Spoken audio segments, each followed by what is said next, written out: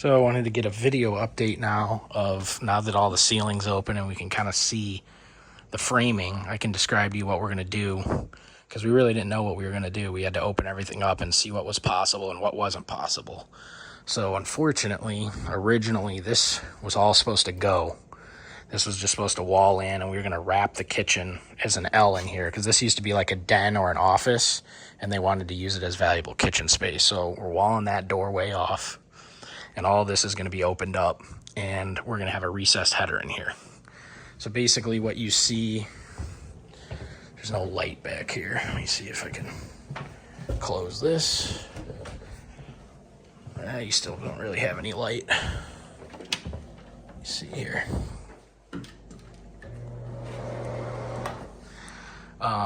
You can see that this is a double 2x10, and there's joist hangers holding up the joist into it, right? So that goes outside to a exterior load-bearing wall. This is actually a load-bearing wall.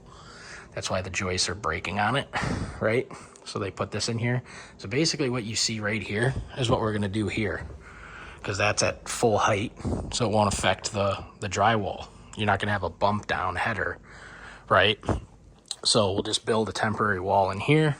We'll leave up those walls temporarily, build a little mini half wall here to hold up those joists and the LVL over here. And then we'll remove all of this, except we're gonna keep this. We're gonna add one more stud.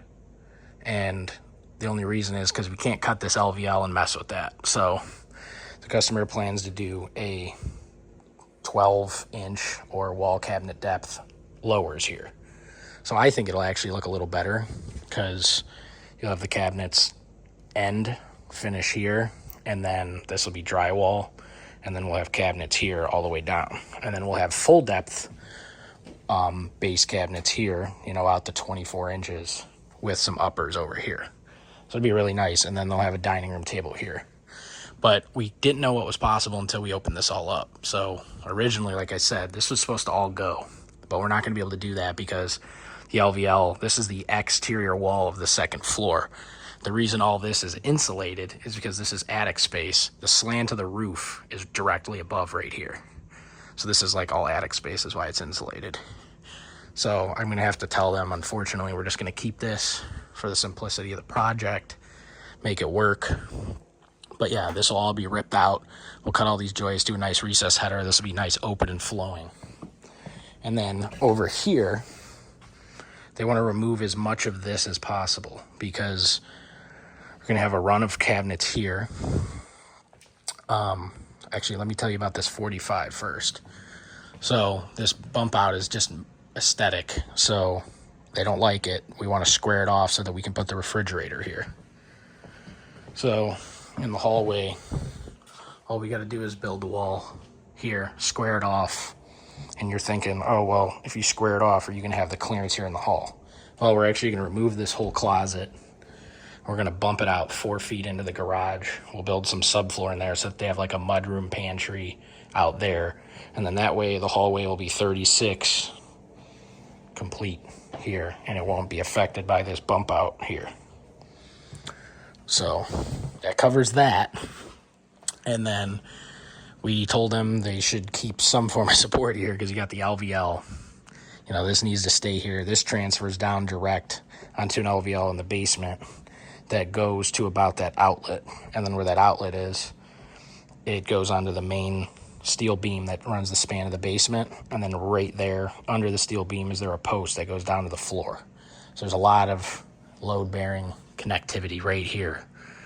So we're able to convince them to keep up to here. So we'll double this up so we got a nice rigid corner. And the new island, though, all this is going to be open. We're going to put a stud next to this ductwork, probably move an outlet over, whatever, see what we can keep here for them, and open this all up. And open it all up to about where you see this insulation. So from the insulation all the way over to this ductwork, this will all be nice open concept. And the reason we're going to do that is because the new island is going to be roughly a little bit into a couple inches into this existing doorway. So we need the doorway to open more this way. And it's going to be a huge slab of granite, and they're going to have a bar on that side. So it's going to be really functional. It's going to be so much better and more open in here. And how we're going to carry the load is we're going to double up this joist, the 2x10 up there.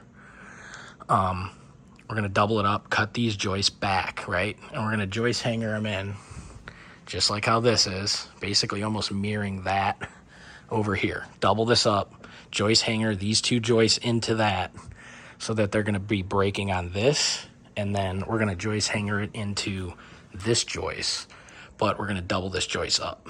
And then these bridge over to a load-bearing wall above the basement here, and then this goes into the header here that's joist hangered into the outside wall of the, this is our garage wall. And then how we're going to handle the header for this, it'll be normal height. So it'll be the opening for this door will be the same height as the opening for the mudroom out in the garage. So that pretty much covers everything we're moving structurally and how we're transferring the load. So you can see it coming along.